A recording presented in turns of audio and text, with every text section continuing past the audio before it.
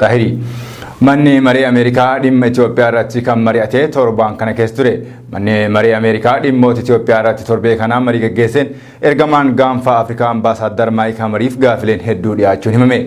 Marii kanaanis gaanfa Afrikaatti ergamaan addaa Ameerikaa Maayik Hamar mariin nagaa mootummaa Itoophiyaa fi waraana bilisummaa Oromoo ulfaataa waan tureef yeroo gabaabaa keessatti bu'aa barbaadame agarsiisuu akka hin dandeenye himan. Ameerikaa bakka bu'uun gaanfa Afrikaa keessatti dhimmoota dippiloomaasii fi nageenyaa irratti hojjetaa kan jiran Ambaasaadar Maayik Hamar walgahii koree dhaabbii hariiroo alaa koongireesii Ameerikaa Sadaasaa 30 bara 2023 kamisa darbe adeemsame irratti marii araara waraana bilisummaa Oromoo fi mootummaa Itoophiyaatiin bu'aa barbaadamu yeroo gabaabaa keessatti fiduun ulfaataa akka ta'e himan.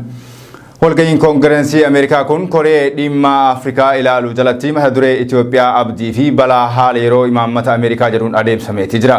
Mariin koongireesii Ameerikaa kun abdii fi balaan Itoophiyaa keessa jiru maal akka ta'e hubachuu fi dhiibbaa imaammata alaa Ameerikaa Itoophiyaa fi naannichaatti qabdu irratti kan xiyyeeffatedha jedhame.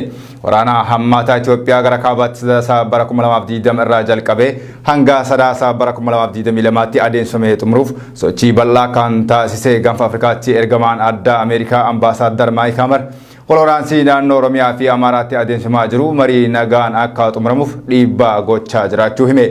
Walwaraansi naannoo Oromiyaa fi Amaaraa keessatti adeemsifamu kun dhiittaa mirga namoomaa badiinsa lubbuu mancaatii qabeenyaa fi buqqa'iinsa hedduu qaqqabsiisuu eeruun qaamonni wal waraanaa jiran lola akka dhaaban gaafataniiti jiru.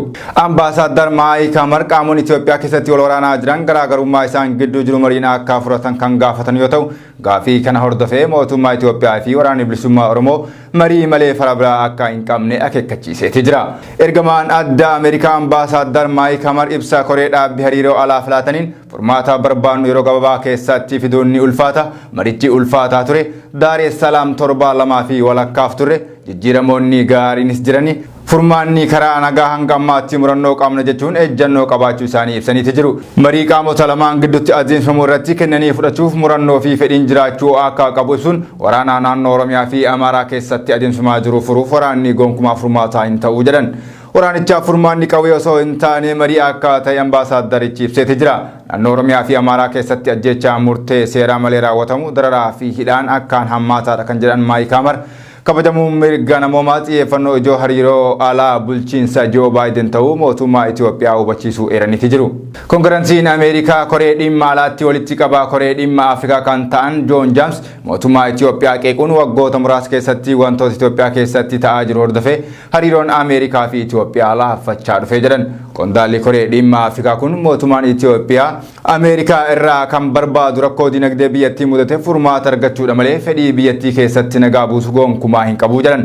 Walumaa galatti walgahii kanaan dhimmoonni waraana naannoo Tigraay, Oromiyaa fi Amaaraa akkasuma dhimmi loltoota Eertiraa, dhimmi raafama dinagdee Itoophiyaa, dhimmi ulaa galaanaa Itoophiyaa, dhimmi hidha laga Murmurii fi kanneen biroo ajandaa marii akka ta'an beekameeti jira. Oduu keenya lammataatiin torbee kana naannolee Oromiyaa adda addaa keessatti haleellaawwan hidhattootaan raawwatamanii lubbuun namoota nagaa 45 ol darbuu jiraattotaa fi qondaalonni mootummaa ragaa bahan. Torbee kana qofa haleellaawwan garagaraa naannolee Oromiyaa godinaalee akka Arsii fi Qeellam Wallaggaa keessatti raawwatameen lammiileen nagaa 45 ol ajjeefamuun himame. Haleellaa torbee kana hordofee amantaa irratti kan xiyyeeffate ta'us jiraattonni fi aangoonni mootummaa himaniiti jiru. Akka torbee kana jiraattonni godinaalee akka Wallaggaa fi Arsii himanitti godina Arsii aanaa Shirkaa qofa keessatti lammiileen nagaa 30 jaamnoota hidhatanii socho'anii Sadaasaa 23 fi 27 2023 ajjeefamuu himan. Jiraataan aanichaa tokko VOA'tti akka himetti namoonni ajjeefaman kunneen harka caalaan hordoftoota amantaa yoo ta'an haleellaan kun eenyummaa irratti kan fuulleeffatedha jedhan. Haleellaa kanaan daa'immanii fi manguddoo dabalatee ajjeechaa suukaneessaa eenyummaatu ta'ee mirkaneeffamee jedhan.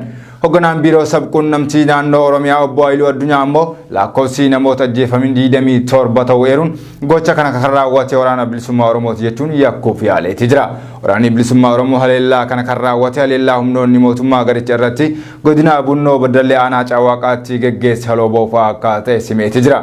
Dubbi himaan waraana bilisummaa Oromoo Odaa Tarbii ammoo kun himata dhugaa irraa fagaate jechuun yakka humnoonni mootummaa uummata nagaa irratti Sadaasaa 24 hanga Sadaasaa 27 2023 tti aanicha keessatti raawwatan waraana bilisummaa Oromootti maxxansuun yaadamee himata banameedha jedhan.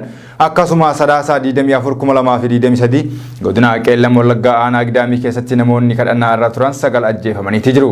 Namoonni ajjeefaman kunniin waldaa amantoota wangeela makaana yesuusitti kadhannaa halkanii geggeessaa osoo jiranii hidhattoota eenyummaan isaanii hin beekamneen ajjeefamuu hoogganaan mana amantichaa Dr. Lalisaa Eliyaas himanii jiru. Akka Dr. Lalisaan jedhanitti namoonni 9 ajjeefaman kunniin guyyoota 2 booda kan argamanii fi siyaasa keessaa illee qooda homaa akka hin qabne ifoomsanii jiru. Keessumattuu erga mariin araaraa marsaa lamaffaa mootummaa fi waraana bilisummaa Oromoo gidduutti gaggeeffamaa ture milkii malee xumurame qaamolee lamaan gidduutti haleellaan cimuu hordofee lammiileen nagaa lakkoofsaan hedduu ta'an ajjeefamuu irratti argamu. Sadaasa 20,2023 haleellaa humnoota mootummaa fi waraana bilisummaa Oromoo gidduutti taasifameen godina Horroo Guduruu Wallaggaa aanaa Sulula Fincaatti lammiileen nagaa 4 ajjeefamuu Addis Standard maddee wabeeffachuun gabaaseeti jira. Manguddoon umrii dheeraa waggaa 180 jiraatanii fi maatii 500 ol horan obbo Abbaa Daaluu Jaarsoo galmee dinqisiisoo Afrikaa irratti kan galmaa'an torban kana keessa ture. Manguddoon Arsii Lixaa aanaa Sabootti dhalatan kan ganna 180 ol jiraatan galmee dinqisiisoo Afrikaa irratti galmaa'uun waraqaa beekamtiis fudhataniiti jiru. Dhaabbanni galmee dinqisiisoo Afrikaa buufata isaa Finfinnee godhate kun riikardii Abbaa Daaluu Jaarsoo galmeessaatiin gammachuun akka itti dhagame ibseeti jira. Godina Arsii Lixaatti jiraata aanaa Saboo kan ta'an manguddoon kun torbaawwan muraasa dura umrii waggaa 180 lakkoofsanii jiru jedhamuun miidiyaaleen biyya keessaa waa'ee isaanii gabaasaa turaniiti jiru. Galmee riikardii kun garuu umrii isaaniitiin osoo hin taane baay'ina maatii horataniitiin akka ta'e hojii gaggeessaan dhaabbatichaa obbo Ashaannaa fi Alam himaniiti jiru. Odeeffannoon jalqabaan qaqqabe manguddoo umrii waggaa 180 kan jedhudha. Haa ta'u malee waggaa 180 ta'uu isaanii mirkaneeffachuu hin dandeenye jedhan. Qorannoon tokko taasifneen Abbaa Daaluu Jaarsoo maatii 500 ol akka horatan ragaalee sassaabachuu dhaabbatichi ibseeti jira. Obbo Ashaannaa fi dilbata waxabajjii 18,2023 gara aanichaatti imalus himeeti jira. Gareen galmee dinqisiisoo Afrikaa gara aanichaatti imales maatii manguddoon kun horatan jedhame qabataman arguun mirkaneeffachuu ibsaniiti jiru. Maatiin obbo Abbaa Daaluu Jaarsoo horatan 500 siqan qaamaan arguu kan dubbatan obbo Ashaannaa fi deeggarsa waajjira aadaa fi turizimii aanichaa waliin ta'uun maatii lakkaa'uu himu. Galmee kanaanis manguddoon kun waggaa dheeraa jiraachuun nama maatii baay'ee horatan ta'uu riikardii biyyattii qabachuu dhaabbatichi ibseeti jira. Akka Itoophiyaatti kun isa jalqabaati kan biraa jiraachuu mala yoo jiraatee fi odeeffannoon nu qaqqabe riikardiin Abbaa Daaluu kan cabu ta'a jedha dhaabbatichi. Odeeffannoo harka qabaniinis lakkoofsi maatii manguddoo kun horatan sadarkaa Afrikaatti lammaffaa akka ta'e dubbatan. Manguddoon Abbaa Daaluu Jaarsoo qorannoo fayyaaf gara magaalaa Shaashamanneetti hospitaala Malkaa Odaatti kan geeffamanii turan yoo ta'u umrii qulqulluu qorannoon beekuufis yaaliin taasifamaa akka jiru himameeti jira. Yeroo ammaas ilmaan Abbaa Daaluu hedduun dulloomuun yeroo ilkaan fixatan manguddoon kun ilkaan taliila akaayii ittiin nyaachuu danda'u akka qabu dhaabbanni galmee dinqisiisoo Afrikaa mirkaneesseeti jira. Dhaabbileen mirga dubartootaaf falman lakkoofsaan 10 ta'an wixinee labsii ministeerri barnootaa baase kan eeyyama dubartoota da'aniif kennamu guyyaa 15 qofa ta'uu labsuu mormuun irra deebiin akka qoratu ministeera barnootaa gaafatan. Ministeerichi wixinee labsii haaraa baaseen barattuun tokko sababa dhamsaatiin guyyoota 16 fi sanaa ol barnoota irraa yoo hafte bara barnootaa san irraa kan ugguramtu ta'uu labsuu qopheesseeti jira. Kanuma wal qabatee waldaan dubartoota ogeeyyii seeraa, waldaan dubartoota Itoophiyaa fi falmitooti mirga dubartootaa dabalatee dhaabbileen siivilii 10 ta'an waloon ta'uun guyyaa kaleessaa ibsa baasaniin wixinichi balaaleffatameeti jira. Dhaabbileen kunniin ibsa baasaniis wixinee labsii ministeera barnootaa qopheesse kutaa 4ffaa keeyyataa 15 tartiiba lakkoofsa jalatti eeyyama dubartoota da'umsaa fudhatan daangessuu mirga dubartoonni barachuu qaban kan sarbuu fi seerota heera biyyattii keessatti eeraman kan faallisu ta'uu eeraniiti jiru. Labsiin kun rakkoo barattoota shamarranii quunnamuu daran walxaxaa kan taasisuu fi hirmaannaa shamarran hawaasa keessatti qaban kan xiqqeessu ta'us ibseeti jira. Akkasuma walqixxummaa dubartootaa fi dhiiraa heera biyyattii keessatti eerame kan faallisu waan ta'eef wixinee fudhatama hin qabnedha jedhan. Sabquunnamtiin ministeera barnootaa obbo Alam Isqeel EBC Saayibar waliin turtii taasisaniin wixineen labsii kanaa qophaa'u amanuun ragga'ee hojiitti kan hin galle ta'uu eeraniiti jiru. Dhuma irratti namoonni wixinicha harkaa qaban raggaasisuun duratti yaada namootaatiin gabbisuu akka qabanis dhaamameeti jira. Oduu keenya torbee kanaa xumuraatiin Dhaabbileen tola ooltummaa adda addaa hawaasa lixa Oromiyaatiif deeggarsa kan taasisan torban kana keessa ture. Dhaabbileen biyya keessaa fi Oromoonni biyyoota garaagaraa jiraatan hawaasa lixa biiftuu weerara dhibeelee adda addaa fi waraanaan miidhamaniif deeggarsa midhaan nyaataa kan taasisan torban kana keessa ture. Torban kana naannoo Oromiyaa godinaalee Qeellam Wallaggaa fi Wallagga Lixaatti lammiilee weerara dhibee busaatiin rakkoo hamaaf saaxilamaniif deeggaruuf dhaabbileen tola ooltummaa waadaa uummataa fi egeree waliin ta'uun deeggarsa daakuu kuntaala 1,300 ol walitti qabuun hawaasa aanota Wallagga garaagaraa keessatti rakkoo ulfaataa keessummeessaa jiraniif deeggarsa taasisanii jiru. Sagantaa deeggarsa erguu kana irratti pirezidaantii Majlisa Oromiyaa Sheek Jamaal Muusaa walitti qabaa ulamoota Itoophiyaa Dr. Jeelaan Kadirii fi pirezidaantii Majlisa Finfinnee Sheek Sultaan Amaan pirezidaantii dhaabbata tola ooltummaa egeree Ustaaz Raayyaa Abbaa Macaa dabalatee hooggantoonni boordii dhaabbata tola ooltummaa waadaa uummataa argamanii jiru.